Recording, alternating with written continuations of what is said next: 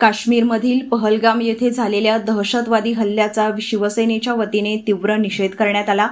या हल्ल्यात मृत्युमुखी पडलेल्या निष्पाप पर्यटकांना 2 मिनिटांचे मौन पाळून श्रद्धांजली अर्पण करण्यात आली।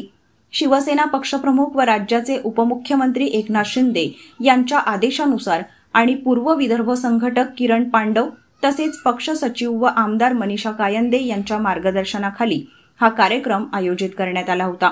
यावेळी चंद्रपूर जिल्हा प्रमुख बंडूभाऊ हजारे, महिला जिल्हा प्रमुख प्रतिमा ठाकूर, महानगर प्रमुख भरत गुप्ता, दीपक भाऊबेले, अविनाश उईके, उपजिल्हा प्रमुख माया मेश्राम, विधानसभा प्रमुख सीमा रामेडवार, शहर प्रमुख वाणी सदालावार, उपशहर प्रमुख अंजू लेनगुरे, शैलेश सदालावार, मनीद येरेवार, तरुण येनगंटीवार, सूचक दखणे, राजू ऐटलावार, जफर बेग, नयन जंगम आदी मान्यवरांची उपस्थिती होती। हल्ल्यात निष्पाप नागरिकांना लक्ष्य करणे हे भ्याडपणाचे लक्षण असून अशा प्रकारच्या कृत्यांचा निषेध करणे ही प्रत्येक देशभक्ताची जबाबदारी असल्याचे यावेळी वक्त्यांनी सांगितले।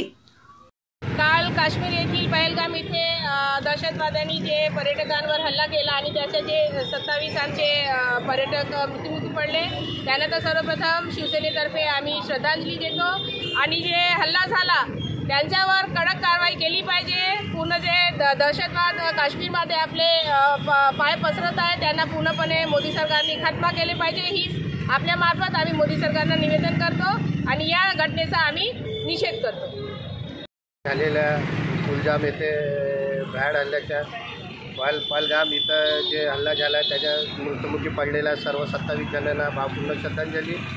आणखी आम्हाला माझी एकच विनंती आहे केंद्र सरकारकडे जे आपल्याला जसंच तसं उत्तर द्यावं लागेल, आणखी जसंच तसं उत्तर द्यावं लागेल। आपले जे बी भाऊ बंधू मृत्युमुखी पडले आहेत त्यांना खरी श्रद्धांजली राहील की जेवढेही आपले जे मृत्युमुखी पडलेले आहेत त्याच्यापेक्षा डबल आपण त्यांना जसंच तसे उत्तर देऊ तेव्हाच त्यांना आपलं भावपूर्ण श्रद्धांजली होईल।